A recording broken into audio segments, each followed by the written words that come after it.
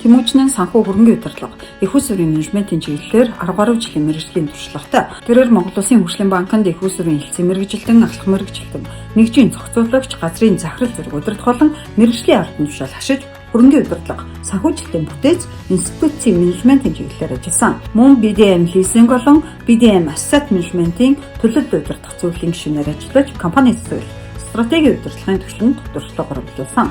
Одоогоор BDM asset management-ийн гүйцэтгэх цагаарлаар ажиллаж байна.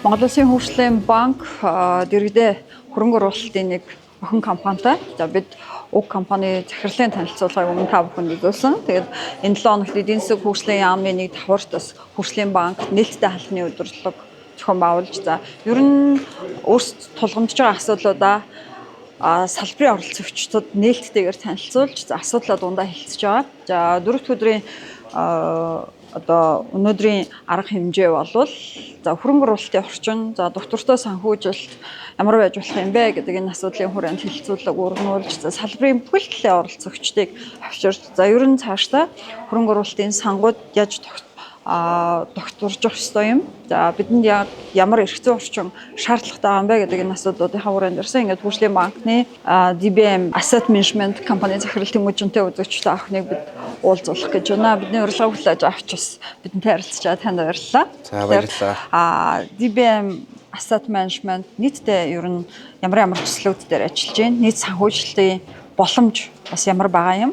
За боломжуудыг ямар нөхцөл шаардлага хангасан хүмүүс авах болцоотой вэ гэдгээс ойлоо ярилцлаа эхэллээ. За юуны өмнө бид хөгжлийн банкнаас бас энэ хөрөнгө оруулалтын эрх ашигыг хамгаалах төвдөр зохион байгуулж байгаа арга хэмжээнд маань хүрэлцэн ирж оролцсон та бүхэнд баярлалаа.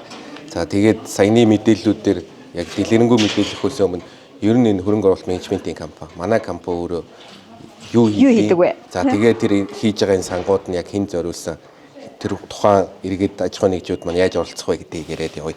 За нэгдүгээр DBM Asset Management компани маань бол таны хэлсэнчлэн 100% төрийн өмчит хөгжлийн банкны 100% охин компани байгаа. За гол зорилго бол хөгжлийн банкны санхүүжилтийн бүтээгдэхүүнийг төрөлжүүлэх зорилгоор хөрөнгө оруулалт хийх юм зорилготой анх байгуулагдсан компани 2017 онд. За байгууллага маань бол Монгол улсад байгаа үндэс цасны зах зээлийн хууль, за тэрний салбар хууль болох хөрөнгө оруулалтын сангийн хуулийн хүрээнд тусгай зөвшөөрлөлтөөр санхүүгийн зохицуулах хорооны зохицуулалттай этгээд байгаа. За нэгдүгээрт байгууллага маань өөрөө зохицуулалттай этгээд. Хоёрдугаар тэр сан гэж яриад байгаа байгуулж байгаа сангууд маань өөрөө бас хорооноос тусгай зөвшөөрөл авч байгуулагддаг ийм сангууд байгаа. За тэгэхээр нэгсэндээ энэ бол мэргэжлийн зохицуулагттай зах зээлд зохицуулалттай үйл ажиллагаа явуулдаг ийм салбар гэсэн үг. За тэгэхээр сан гэдэг маань өөрөө нэг талаас яг монголчууд бидэд бол айгүй сайн мэддэг. Сан гэхлээр нэг нийгмийн даатгал, эрүүл мэндийн даатгал гэж ойлгоод байдаг. Эсвэл баялагын сан ч гэдэг юм уу. BDD-ийн сан бол жоохон өөр. Нөгөө хөрөнгийн зах зээлийн мэргэжлийн хөрөнгө оруулагч болж ажилдаг ийм урт хугацааны хөрөнгө оруулалтыг бий болгодог мэргэжлийн байгууллага. За энэ хүрээндээ бидэд хөгжлийн банкны охин компани бодлого хэрэгжүүлэгчийн нөгөө талдаа мэргэжлийн тоглогч яаж байж болох вэ гэдээ одоо үлгэр жишээ 3 сан байгуулад ажиллаж байна. За 3 сан маань бас ивентийн үеэр танилцуулагдсан. Нэг сан маань бол энэ гэр ороолыг дахин төлөвлөх, иргэдэд орлогот нь нийцсэн ногоон орон сууцыг хэрхэн хүртээмжтэй хэлбэрээр барих уу гэдэг.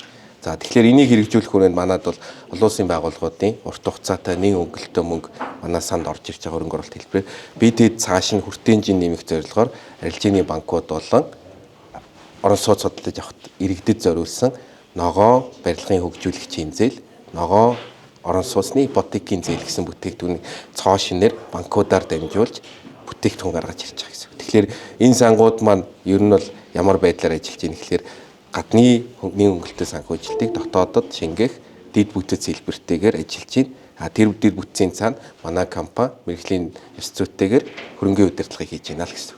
За тэгэхээр хэн хамрагдаж болох юм бэ гэж. За сан дээрээ явуулчих. Саяны орон сууцны сан дээр бол ямар иргэд хамрагдах вэ гэхээр бидэд нийслэлтэй хамтарч хэрэгжүүлж байгаа учраас шараад болон баян шөнийн дэд төвийг түшиглээд энэ хоёр байршил дээр нийтдээ 5,000 айлын орон сууц барьж байгаа. Тэгэхээр зорилттой бүлэг маань хаана вэ гэхээр энэ бүс нутагт. Магадгүй тэр бүс нутагтаа амьдраад сурцсан иргэд тэндээ байр орон сууц илүү сонирхох байх гэж харж байна. Барилгын хөгжүүлэгчийн хувьд бол бидэд хязгаарлаж байгаа зүйл байхгүй. Ганцхан хязгаарлалт байгаа нь ногоон барилга барих чадамжтай байх. Хоёрдугаарт энэ барилгынхаа тодорхой хэсгийг өөрөө гаргах чадамжтай байх гэдэг. Ийм л хоёр шаардлагаар бол явж байгаа. Иргэдийн хувьд бол ямар нэгэн шаардлага байх гэхээс илүүтэй бид эдийн гаргаж ирсэн ипотекийн зээлийн шалгуурыг хангах. За тэр шалгуур нь бол санхүүжлийн нөхцөл талаас бол одоо явж байгаа хөнгөлөлтөө ипотекийн хөтөлбөртэй төстэй. Гэхдээ тавигдах шаардлага нь харьцангуй бага байна л гэсэн. За хоёр дахь төсөл.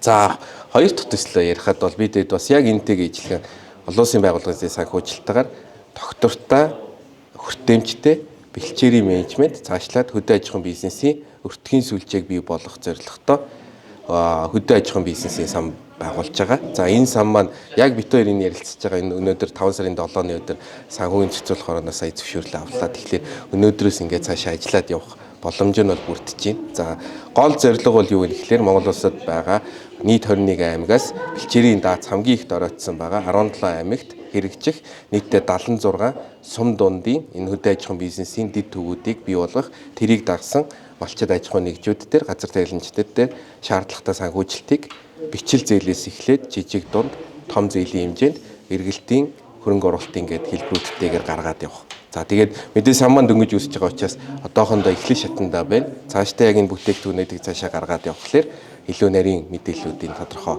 өгөөд явахаар байгаа. 3 дахь сан маань. За 3 дахь сан маань бид эдийн зүгээс олон улсын байгууллага гэхээсээ хөгжлийн банктай хамтарч хийж байгаа сан байгаа. За нийтдээ 50 сая долларын хөрөнгө оруулалтын сан. За эхний 5 сая долларыг хөгжлийн банкнаас хөрөнгө оруулалт хийж байгаа. За энүүгээрээ бид цааш нь Монголын ногоон санхүүгийн корпорац гэдэг одоо ирээдүйд Монголд ногоон банк болох зорилготой ийм санхүүжилтийн корпорацийг бий болгож байгаа.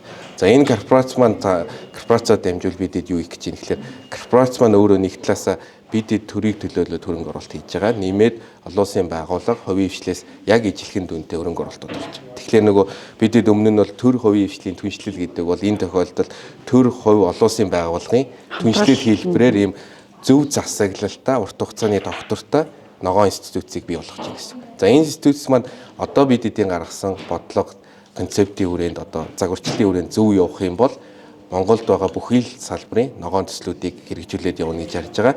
Эхний үе шат болгоод бидэд бол илүүтэй эрчим хүчний хэмнэлттэй одоо байгаа орон сууцууд аж ахуйн нэгжүүдийг дулгаалж эрчим хүч хэмнэх эсвэл эрчим хүчний хэмнэлттэй орон сууц барихад нь нийт хөнгөлөлтөө арилжааны нөхцөөс доор хүүтэй санхүүжилтийг олгох замаар бичээд явна гэж харж байна.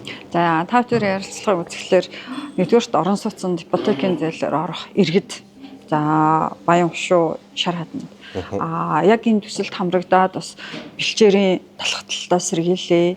За малынхаа ашиг шимийг илүү одоо болгоё. Гэхдээ малынхаа тоотлогыг багасгаад одоо ашиг төсийг нэмэгдүүлье гэдэг ийм бодолтой байгаа малчид маань яг яаж хандах вэ? Хаана хандах вэ гэдэг нэг ийм асуулттай тулгарч байгаа. Та энэ талбар. За энэ айгүй яг зөв төсөл зөв асуулт байна. За манай энэ хэрэгжүүлж байгаа өдөө аж ахуйн төсөл өөрөө 735 сая долларын аймаг сумын бүсчилсэн хөрөнгө оруулалтын хөтөлбөр гэдэг том төсөл байна.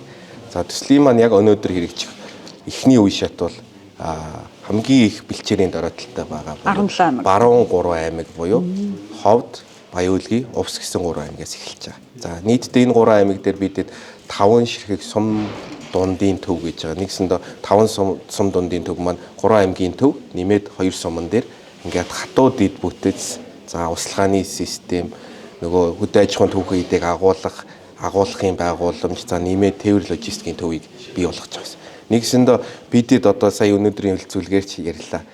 Бэлчээр дороож байгаа шалтгаан малын толгой ихсэж байгаа. Ингээ нэг сөрөг цикл яваад байна гэдэг. Гэтэл бидэд одоо нэг талдаа малчтыг илүү бага малтаагаар бэлчээрийн даацыг нэмэгдүүлэх өндөр үр ашигтайгаар явъя гэж байгаа. Энэ яг юу гэсэн үг юм бэ гэдэг. За өнөөдөр бас айгүй олон панелистууд тэр талаар өөрсдийн туршлага өмнө нь хэрэгцсэн төслүүдээ ярьж байна.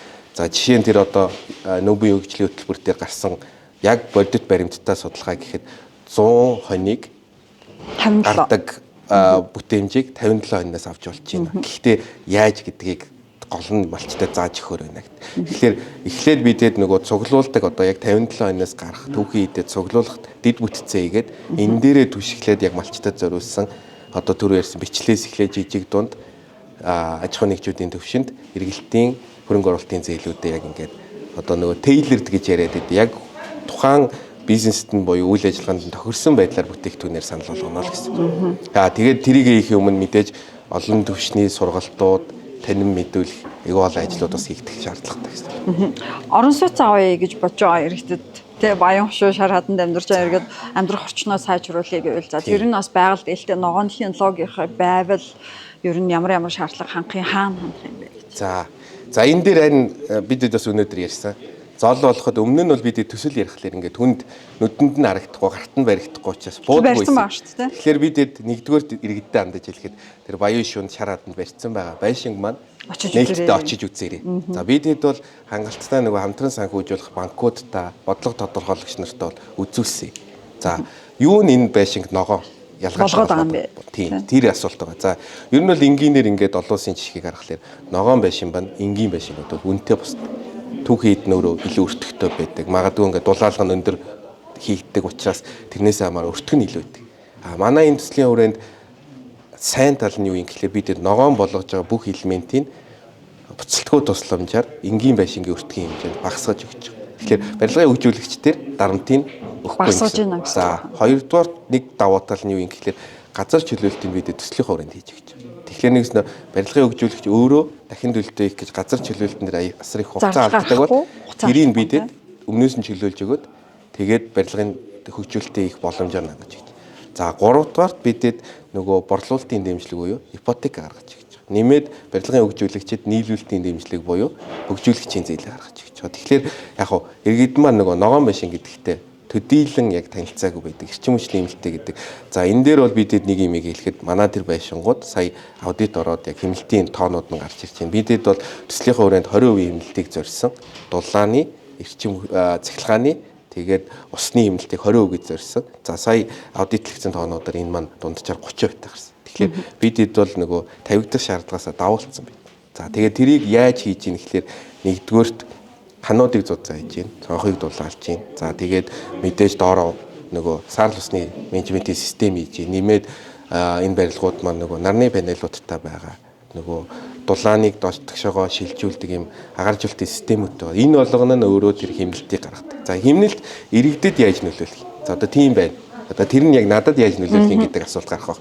Тэгэхээр иргэдээр ямар байдлаар гарах вэ гэхээр хэмнэлт гэдэг маань нөгөө талдаа ашиглалтын зардал багтаа. Тэгэхээр мэдээж тэр иргэд маань тэнд олон жил амьдрна. Тэгэхээр тэр хугацаанд сар болгон төлөх зардал энгийн байшинг бодвол тэр хэмжээнд бага байна л гэсэн. Asset management-ийн хувьд та нийт 3 сангийнхаа нийт хөрөнгийг яаж удирдах гэж бодож байгаа юм бэ? Дээрээс нь иргэнд нь тогтвортой урт хугацаанд энэ одоо оруулсан хөрөнгө оруулалт маань давуу тал бий болгоно. Эргээд байгаль орчинд бас ээлтэй нөхцөл байдлыг үүсгэнэ гэдэг баталгааг та жишээ нь яаж харж байна? Арилжааны банкнуудын тухайд бол тэр хяналт баталгаажуулалт гэдэг юм чинь баталгаатай бол бидэнд одоо ногоон зээлийн их усүр бол хангалттай байна гэдэг зүйлийг бас хэлээд шүү дээ. За энэ дээр хэлэхэд нөгөө бидэд бол хөрөнгийг багцын удирдлага хийж байгаа. Цаана төсөл дээр бол санхүүжүүлэгч нар маань бол нөгөө эцсийн хүрх үр дүн буюу эрчим хүчний хэмнэлт, магадгүй бэлчээрийн даацын сэргэлт тэр үр дүнгуудыг хүсээд идэг. Тэгэхээр тайлагналын асуудал гарч ирнэ. За манай төсөл дээр нэг онцлог нь юу гэхлээр нэг олон улсын байгууллагууд санхүүжүүлж байгаас хамаарат бидэдлийн тайлагнал бол тухай бүр олон улсын стандартын дагуу тухайн санхүүжүүлэгч байгууллагууд буюу Азийн хөгжлийн банк, уур амьсгалын ногоон сангийн загвараар тайлагнав. За нэмээд нөгөө би ярилцлагаа ихэнд дурдсан энэ хөрөнгө оруулалтын менежментийн компани сан гэдэг энэ үйл ажиллагаа маань өөрөө зохицуултаа гэсэн. Тэгэхээр санхүүгийн зохицуулахаар нэг талаасаа хяналтаа тавьж байна. Нөгөө талаасаа хөрөнгө оруулагчийн мөнгө буруу ашиглагдаж явах вэ гэдэг эрсдэл байнга иргэдэг. Тэгээд яг энэ зах зээл дээр нэг онцлог байдаг нөгөө хөрөнгө оруулалтын сангийн аливаа хөрөнгө кастодиан гэдэг тусгай үйл ажиллагаатай явуулдаг банкуд дээр хадгалагддаг гэдгээрээ тэр банкуд бас хөрөнгө оруулалтын өгөөжийг санхүү талаас нь тооцоод тайлагналыг хөрөнгө оруулагчдад хийгээ явдаг. Тэгэхээр яг энэ утгаараа нөгөө бидэд өөрсдөө дараагийн сангуудаа томруулах, магадгүй энэ сангуудаа 2 дахь 3 дахьыг байгуулаа явах бидэдийн хүсэл байгаа. Тэгэхээр тэр зорилгоо зөв хангана гэвэл нээлттэй, ил тод, ёс зүйтэй, мэргэжлийн энэ бүх зарчмаа хангаад олон оролцогчтой энэ хяналтанд ороо зөв явуул энэ боломжтой л гэсэн. Үр дүн хязгаарнаас гарч эхлэх болоо гэж. Ямар ч байсан ногоон эко хорооллын тухайд бол ингээд ихний барилгууд баригдсан. За ингээд зээл гарахад бэлэн болж байгаа юм байна. За хөдөө аж ахуйн бол тодорхой одоо хаана вэ гэдгээ тодорхой болгоцсон, юу хийх вэ гэдгээ тодорхой болгоцсон байгаа юм байна. За дахиад ногоон корпорацийн тухайд ч гэсэндээ бид бас ингээд эрх зүйн зохицуулалтын хувьд бол ийм боломжуудыг харж байна гэж. Анхны одоо таны ажлын энэ 3 санг өдрөдж байгаа үр дүн хизээ гарах болоо гэж хизээ ихний айлууд орох бол энэ нь ямар өгөөжтэй байх бол гэдэг дээр хойлоо тайлбар өгөөд ярилцлаа. За тэгэхээр үр дүн гэдгийг би нэг 4 төвшөнд хэмжээд. За нэгдүгээр манай компани төвшөнд гэвэл сан байгуулалт санд хөрөнгө орж байгаа. Тэр хөрөнгө цаашаа зөв хөрөнгө оруулалт болж гинөө гэдгээр үр дүн хэмжигдэнэ. Тэгэхээр за энэ бол ингээд үе шаттай эхлээд явж байна. Тэгээд мэдээж сангууд маань урт хугацаанд үйл ажиллагаа явуулах учраас ер нь 26 оноос эрчимжээд 30 он хүртэл ингээд тогтмол өсөлттэйгээр эцсийн үр дүн рүү явах. Тэрнээс хойш бол илүүтэй нөгөө сангийнхаа үр дүнг буцаагаад төлөх буюу тайлагнах тэр үе шаттай байгаа. Одоо нөгөө 30 он хүртэл жишээ нь орон сууцны төсөл дээр бидэд гол хөгжүүлэлтүүдээ хийх бол 30 оноос хойш нөгөө ипотек нь гарцсан ипотекийн иргэн төлөлтөө буцаага цуглуулаад зээлийн иргэн төлөлтөө ийдэг гэдэг шалтгаан. Дараагийн хөрөнгө оруулалтын асуудлыг тэгээд дараагийн сангуудаа ярих гэдэг. За тэгэхээр манад хувьд бол тийм. За иргэдийн хувьд хизээ гарах уу гэвэл мэдээж байр баригдсанаар. Эсвэл нөгөө дид төвүүд маань баригдаад одоо хөл аж ахуйн зээлээ аваад магадгүй нөгөө гарсан одоо тэр түүхийн идэ зах зээлийн төвшөнд өндөр үнээр үнэлүүлж борлуулж байгаагаар үр дүн хэмжигдэх байх. Тэгэхээр за яг энэ дээр гэвэл нөгөө хөдөө аж ахуй дээр харилцангуй хурдан хийгдэх байх. Орон сууцсан дээр бол магадгүй баригдсны дараа за тэгээ мэдээж бүх 5000 орон сууцанд орох иргэдийн үр дүн гэж харуул 30 онд яг тэр бүтэн үр дүн гарч ирэх байх. За нөгөө ногоон санхүүгийн корпорацийн хувьд ярих юм бол бидэд одоо энэ 5 сая долларын хөрөнгө оруулалтыг 5 сарын 11-ний дотор төр хувь олон улсын байгууллага маань хийхээр гэрээний төслүүд маань бэлтгэгдсэн байгаа. Тэгэхээр 5 сарда байгуулагдсан байна гэдээ хараад цааш явах юм бол ер нь энэ жилдээ багтаа 7-8 сараас эхний зээлүүд гараад явчих байх. Тэгэхээр үр дүн бол тэгэл яг л санхүүгийн байгууллага учраас тэр байгууллагын хувьд бол зээл гаргаснаар хэмжигдэнэ. Магадгүй тэрийг авч байгаа аж ахуйн нэгж иргэдийн хувьд гэвэл тэр зээлээрээ юу бүтээснээр үр дүн маань өшөлтөй хэмжигдээд явах. Зөвхөн бид эдийн том зургаараа зах зээлийн хувьд харах юм бол энэ ч мэдээж гаднаас урт хугацаатай доктортой санхүүжилтүүд орж ирж байна. Тэгэхээр энэ утгаараа аль хэдийн гэрээд зурагдах үед тодорхой хэмжээний үр дүн бол гараад ирсэн. Одоо нөгөө талд олон улсын байгууллагууд маань санхүүжилэгч нар маань юу хүсэж байна гэхээр нэгдүгээр төсөл маань анхны загварынхаа дагуу яг барина гэсэн тооныхоо орон сууцыг барьж гин үү? Нөгөө бэлчээрийн даацаас сэргээн гэсэн хэмжээндээ сэргээж чадчих гин үү? Тэр нь өөрөө Монгол улсад байгаа аж ахуйн нэгж иргэдэд нөлөөлөл нь мэдрэх төвч байна уу гэдгээр хэмжигдээд явах. За баярлалаа таны ажилд амжилтсаа танаа багт амжилтсаа. За баярлалаа. Ахаар үзэгч тааханд баярлалаа.